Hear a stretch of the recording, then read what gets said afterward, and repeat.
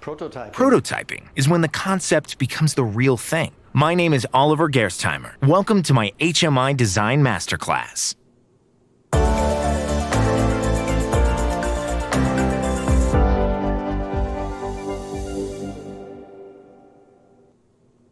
When you are in a design dialogue with yourself only, you tend to get tunnel vision.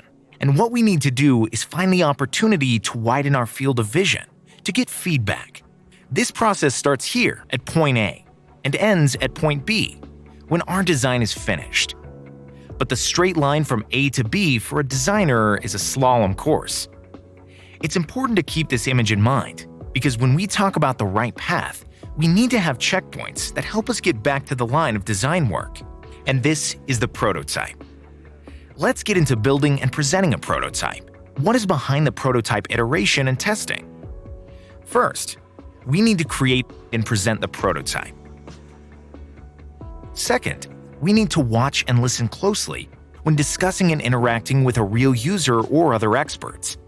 And finally, and most importantly, the results and insights we get should never, and let me emphasize this, never be blindly adopted.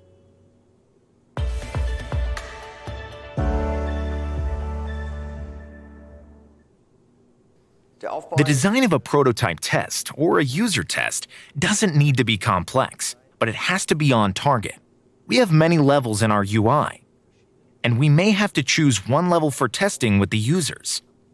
And this level comprises of a set of important, highly relevant, and test-worthy states in the prototype.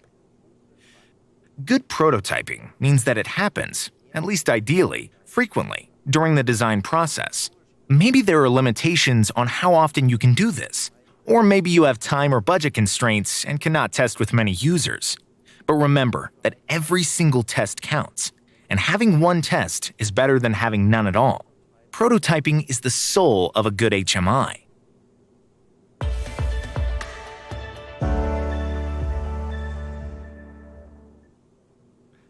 Preparation is everything. What we need to do is identify a good set of the main use cases, that is, of complex configurations and compilations. And we need a general framework and a formula for how to set up a test. We start with 3 to 5 use cases that represent the main user interactions, plus 3 to 4 sub-use cases that we try to integrate, such as a login procedure, a feedback dialogue, or other details. Ideally, you should test with 5 to 8 users, with people from one user group who will work often with the selected use cases. The advantage of this approach is that typically, you can identify 80% of issues or optimization areas with this framework. What you should also keep in mind is the duration of your test. How long can we keep the attention of users? The recommended time is 1 hour for the testing. The first 5 minutes will be spent on a short introduction. Then we can spend 40 minutes on letting the user focus on the use cases. And then we will close the test session with a short recap, giving us a total duration of 1 hour when scheduling the testing. One thing, paying for the testing is a no-go. Really, because you want to get real objective feedback and not paid feedback from a standard database. So that was the testing formula. Now let's look at the testing templates. We've developed a template that presents the main use cases and UIs. You can mark whether the user managed to complete the use case or needed help, and what kind of help was given, and you can make comments. Having a good framework, setup, and execution is as important as having good documentation, and templates like this one can be helpful for this.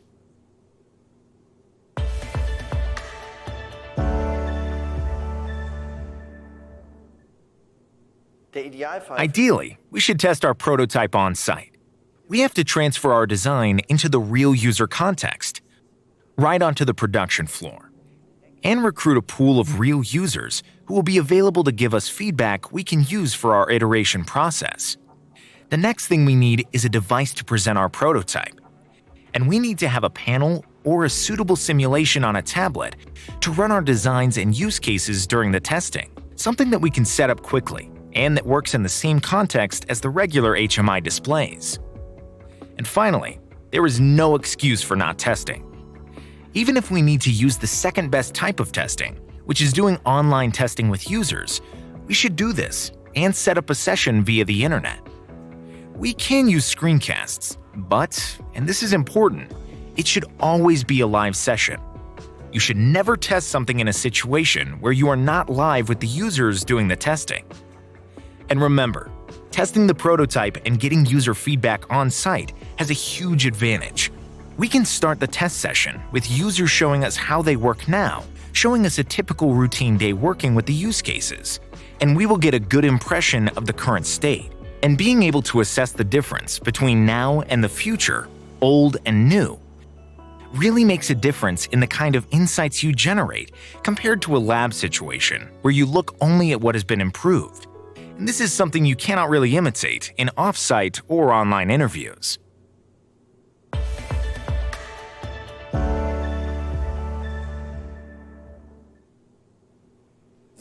So you start your testing, and all you want to get is praise. Seriously, forget about that. You have only so much time with real users, and a successful test is one that is packed with criticism and discussions. After a good day of testing, you'll go home with a notebook full of homework and things to improve. Keep in mind that you'll need to present compact use cases during the testing, and presenting does not mean explaining and trying to sell the improvements we've made. It means keeping quiet. Do not present solutions. And learn how to follow up and ask how and why something happened the way it just did. You can document the results using a template like this one right here. Here's our familiar dashboard, and we will ask detailed questions about this after the explorative test is complete, such as, was the main visual clear? Did it work well for you? Did you find the hamburger navigation? What other details did you notice? Take brief notes about whether this was a positive or negative experience, what problems existed, and any immediate suggestions that came up.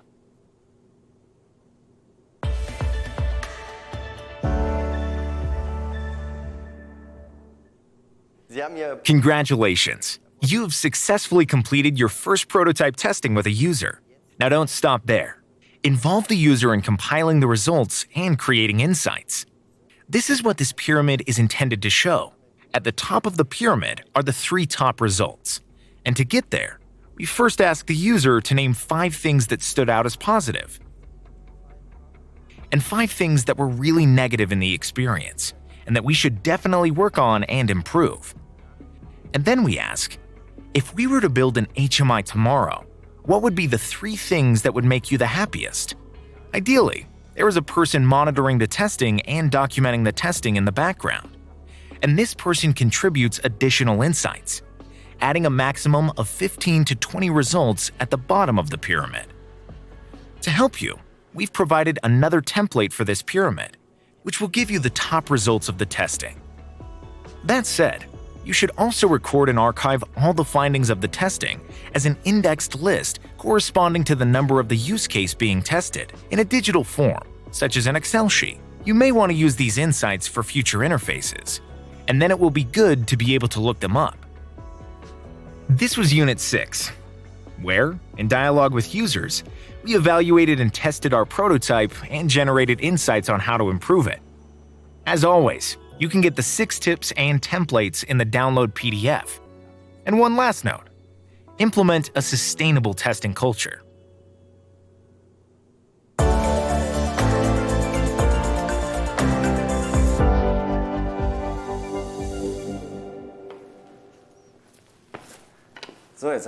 Wow, you've almost made it. In the final unit, we'll apply the finishing touches and prepare for the rollout.